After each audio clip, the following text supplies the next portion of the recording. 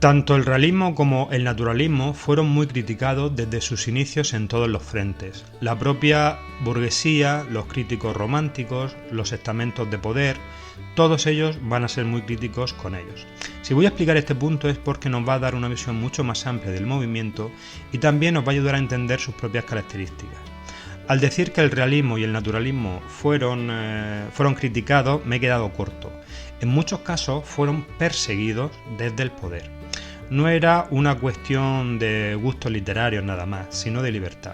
Ser realista implicaba problemas bastante serios.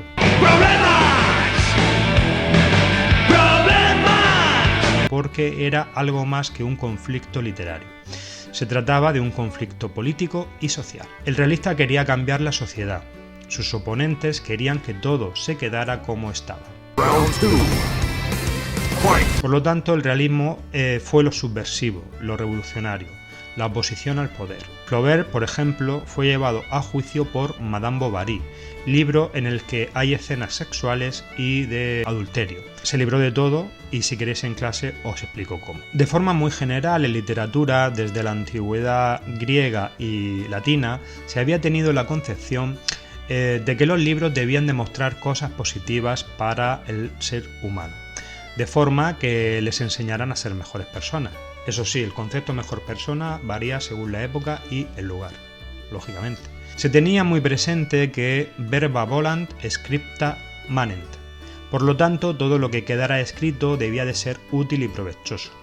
Después llegó el cristianismo y esta concepción se mantuvo e incluso su relevancia fue a más. No hay que olvidar que la Biblia se trata de un libro. Se tenía la percepción de que cualquier cosa que estuviera escrita en un libro debía no solo de ser verdad, sino que tenía que ser buena. Y es por eso que siempre se representaban grandes personajes, grandes héroes, grandes batallas. Si alguna vez, que también pasó, leíamos algún comportamiento, digamos, inadecuado, pues era porque los personajes recibían un castigo y de ahí el lector podía sacar una enseñanza. Toda esta fase de la literatura es la fase inerte, significa eliminar aquello que resulta desagradable, inmoral o bajo. El idealismo decía que solo se debía mostrar lo perfecto en fondo y forma. Los realistas, sin embargo, no estaban dispuestos a hacer eso. Las críticas más feroces se hacían a su contenido, precisamente por representar en sus obras un mundo silenciado durante tantos siglos. Eran críticas de orden moral más que literarias o artísticas, aunque también las hubo. Se consideraba que al pasar a la novela, los comportamientos y actitudes de algunos personajes reprobables podrían servir de enseñanza, entre comillas, al lector y llevarlo a cometer esos mismos actos.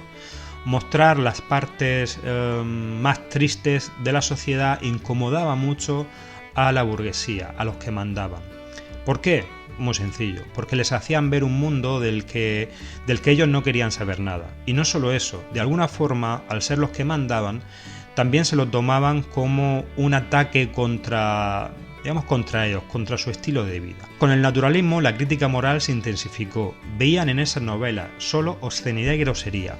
Y este rechazo y, condena de lo que consideraban indecente fue mantenido y perseguido durante todo el tiempo que duró el movimiento. Los realistas se defendieron de todos estos ataques explicando que la ciencia y la realidad no son morales, por lo que la literatura o la filosofía tampoco deben serlo. Dicen que ellos solo exponen lo que está delante de sus ojos. Lo define mejor Clarín. Si el mundo es así, ¿qué culpa tienen los novelistas? Si la realidad es inmoral, ¿qué culpa tienen los autores? La sociedad es así. Luego, por otro lado, estaban las críticas de orden técnico, menos numerosas, pero desde luego más consistentes. Las vamos a resumir en dos. La primera, el realista pretende ser objetivo, pero en sus obras selecciona una parte de la realidad, no toda la realidad. Por lo tanto, ya no es tan objetivo como dice.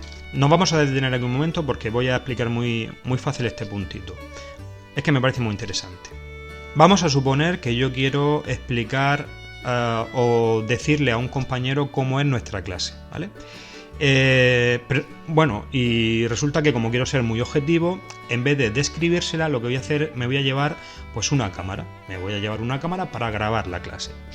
¿Y qué sucede? Que yo llego a clase y en vez de poner una toma donde salga toda la clase, pongo digamos, una toma donde solo sale la parte izquierda. Todo lo que está grabando la cámara es real, todo lo que está grabando la cámara es cierto y es súper objetivo porque te dice lo que hay, pero la cámara no está grabando toda la habitación, por lo tanto no podemos decir que esté sacando toda la realidad. La segunda crítica también va en relación a la objetividad. Los críticos decían que era imposible. ¿Por qué? Porque nadie puede deshacerse de sus prejuicios y capacidades cuando escribe. Los novelistas realistas y naturalistas se defendían de estas acusaciones diciendo que el verdadero sentido del realismo es extraer la verdad que hay en la realidad, no reproducirla. El propio Zola, el gran maestro del naturalismo, afirmaba: una obra de arte es un fragmento de la creación visto a través de un temperamento.